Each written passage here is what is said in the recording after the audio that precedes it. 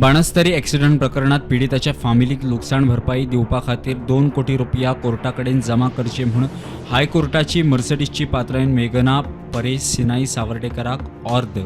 पीडितेच्या फॅमिलीक आधार दिवपा खातीर संद दिवची म्हणून मेघनान कोर्टाकडे मागल्या उपरांत कोर्टाची अर्द 2 सप्तकां भितर पैसे कोर्टाकडे जमा करचे पडटले. बाणस्तारी ॲक्सिडेंटात 3 जाण सोंपिल्ले जाल्यार 4 जाण गंभीर जखमी जाल्ले. मेघनाचो घोव परेश सिनाई सावर्डेकार ह्या प्रकरणात भितर आसा. मेघनाक अटक जावची म्हणून लोकांची ॲक्टिव्हिस्टांची मागणी. ते फाटभुंयेर म्हाड्डोळा पुलिसांनी मेघनाक समन्स धाडला. ताचेर सुनावणी. केस क्रायम ब्रांचे कडेन पाविल्ल्यान म्हाड्डोळा पुलिसांच्या समन्साक अर्थ उरना म्हूण मेघनाच्या आदवोगादाचो कोर्टान argument.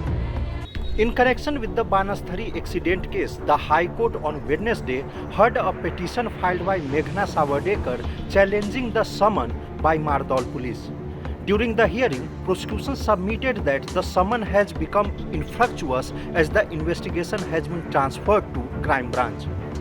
But on the other side, counsel for Meghna Savardekar submitted that they want to help the victim family in terms of money and requested the High Court to decide the amount.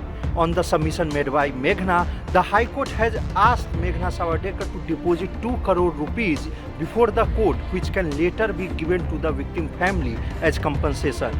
Now this matter has been adjourned for 6th September. मजगती फोंड्या कोर्टान मेघनाचे अटकपूर्व जामिनावयली सुनावणी 26 ऑगस्टाक धुकल्ली. प्रुडंटा खातीर senior reporter Mukesh Kumar आणि विवेक प्रभू.